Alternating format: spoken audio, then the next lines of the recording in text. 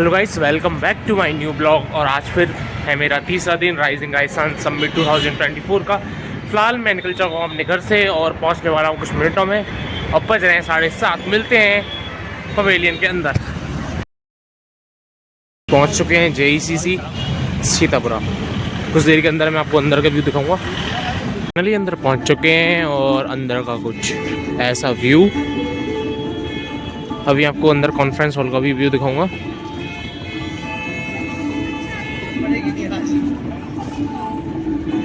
मेरे सामने दिख रहे हैं, यही है हॉल नंबर A। इसी के अंदर आज MSME का समिट एंड कॉन्क्लेव होगा। और ये है Jaipur exhibition and convention centre. That's it. Finally मैं हॉल के अंदर आ चुका हूँ और यहाँ का कुछ ऐसा व्यू।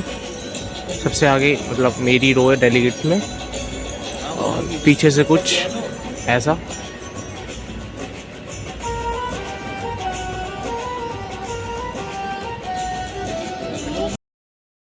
फाइनली गाइस भैया आ चुके हैं।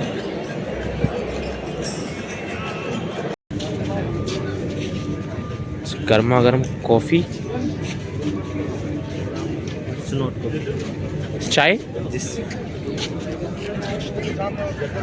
के साथ कॉन्क्लेव की शुरुआत। लोगों का आना जाना शुरू हो चुका है।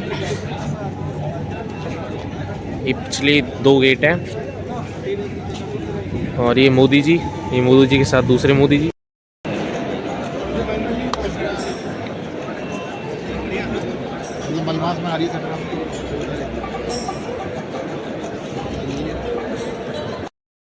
बढ़ावा देने की तरफ, उन्हें सशक्त बनाने की तरफ केंद्रित है, समर्पित है।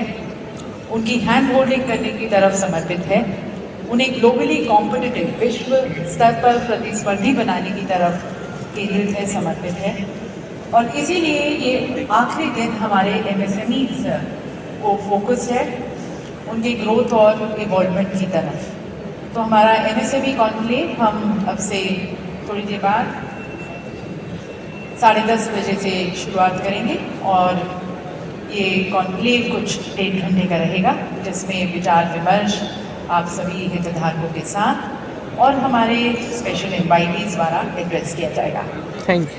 तो आप सभी का स्वागत करते हुए आप सभी से निवेदन है कि आप जल्द से जल्द अपना स्थान ग्रहण करें। अपने मोबाइल फ़ोन्स को प्लीज साइलेंट मोड या मीटिंग मोड पर रखें और फिर हम तैयार रहें। MSME के हमारे सभी हितधारक और सभी जो विशेष अतिथिगण इसमें हमें संबोधित करेंगे, उनके विचारों को, उनके अनुभवों से अपने आप को, अपने प्रोफेशन।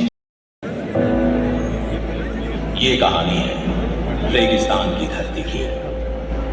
हजारों मील तक फैले रेत के धोरे, सदियों से तपती धरती और पानी की कमी। प्रकृति ने भले ही धरती को रंगहीन बनाया, लेकिन यहाँ के निवासियों की बहादुरी ने पूरी दुनिया में अपना लोहा मनवाया।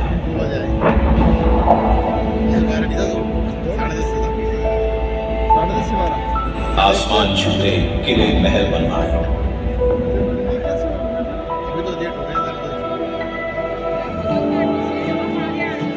अद्भुत कला और संस्कृति से यहाँ अनेक रंग भरे।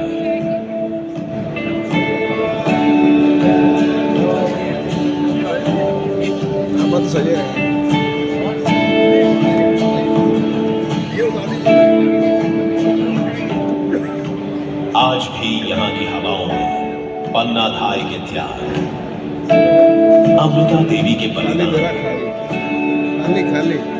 और मीराबाई की आस्था की कहानियां गूंजती है।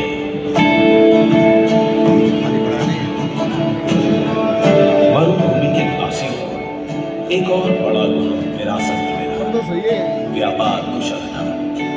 कुशलता ऐसी कि जिसे छू उसे सोना बना दे।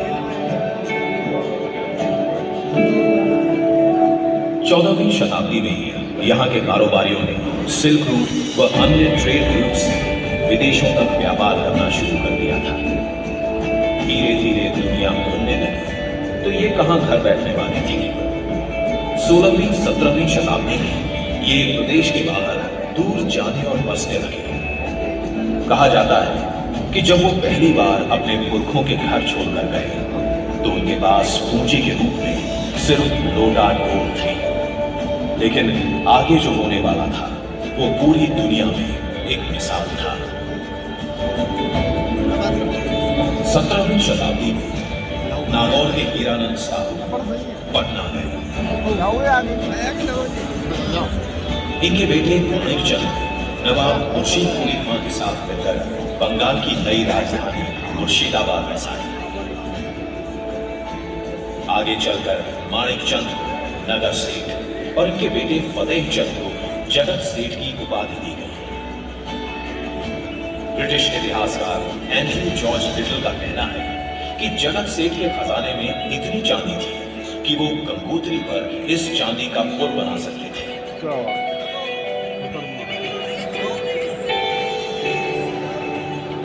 18वीं शताब्दी में वो हर साल लगभग 4 लाख यानी आज के अरबों रुपयों से ज्यादा की बैंकिंग करते थे। जगत सेठ के परिवार ने ऐसी राह खोली कि राजनीतिक साम्राज्य किसी का भी हो, लेकिन आर्थिक साम्राज्य पूरे देश में राजस्थानियों का ही होने लगा। 16वीं शताब्दी में शेखावटी और जोधपुर के व्यापारियों ने बंगाल और आसाम का रुख किया। यहाँ इन्होंने जूट, कपास और चाय का व्यवसाय शुरू किया।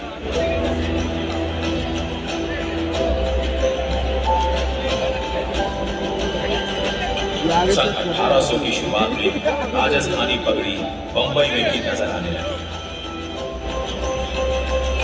कई प्रवासी बर्मा में चावल और लकड़ी का व्यापार करने लगे। इनमें गनेड़ी लाल और बागला परिवार प्रमुख थे, जो पहले मारवाड़ी करोड़पति बने। 1820 तक सोजीराम हरदयाल, ताराचंद घनश्याम दास, चैन रूप संपत राम, गुरुमल सहाय पोद्दार की फर्म्स ने इंग्लैंड, जापान, चीन तक में अपनी शाखाएं स्थापित कर ली। एक कहावत यह भी थी कि जहां न पहुंचे रेलगाड़ी वहां पहुंचे बैलगाड़ी, और जहां न पहुंचे बैलगाड़ी वहां पहुंचे मालगाड़ी।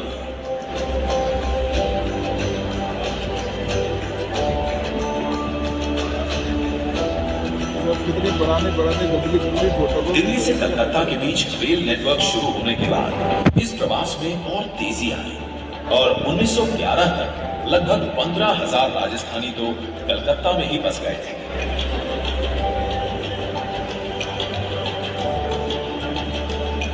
बीसवीं शताब्दी में राजस्थानियों ने दिल्ली, बंबई में अपनी मिल्स लगाना शुरू किया। लखनऊ, वाराणसी, हाथरस, कन्नौज बड़ी संख्या में राजस्थानियों के केंद्र बने।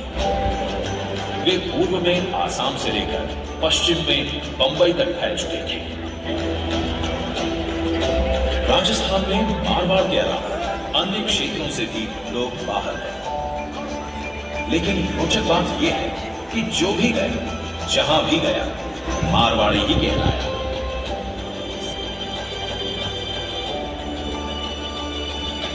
छोटी छोटी गद्दियों से शुरू हुआ व्यवसाय का सफर जल्दी ही अंतरराष्ट्रीय स्तर तक पहुंच गया। राम नारायण भुइयां और गोविंद राम सेकसरिया कॉटन किंग बने। Baldev Das Dudhwewala share king, Motiram Jhunjhunwala silver king, Ram Gopal Gupta iron king और हनुमान बख्श कनौरे टी किंग के रूप में विख्यात हुए।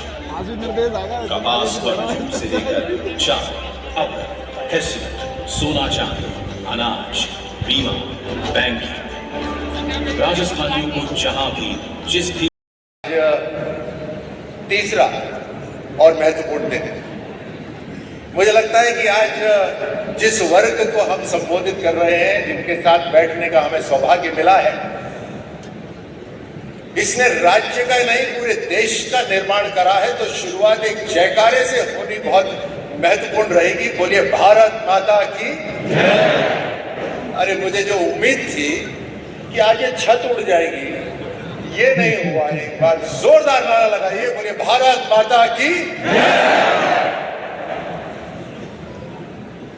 एमएसएमई कॉन्क्लेव, आपका महत्व, आपकी इंपॉर्टेंस इसी बात से के माध्यम से आप देखेंगे कि कैसे राजस्थान का एमएसएमई क्षेत्र पारंपरिक कारीगरी और स्थानीय जानकारी से लेकर आधुनिक तकनीक तक हर क्षेत्र में नए आयाम स्थापित कर रहा है। सूक्ष्म, लघु एवं मध्यम उद्योग यानी एमएसएमईज के बिना आज आर्थिक विकास की कल्पना नहीं की जा सकती है। माननीय प्रधानमंत्री श्री नरेंद्र मोदी ने कहा है कि एमएसएमई इंडस्ट्री देश की अर्थव्यवस्था के ग्रोथ का इंजन है। राजस्थान में एमएसएमईज आज नई सोच के साथ आगे बढ़ रही है। छोटे स्तर से शुरुआत करके अपने उद्यम को नई ऊंचाइयों तक ले जाने के प्रदेश में कई उदाहरण हैं। वर्ष 1978 में जोधपुर में इस्कॉन सर्जिकल्स कंपनी के रूप में एक छोटी सी कंपनी की शुरुआत हुई।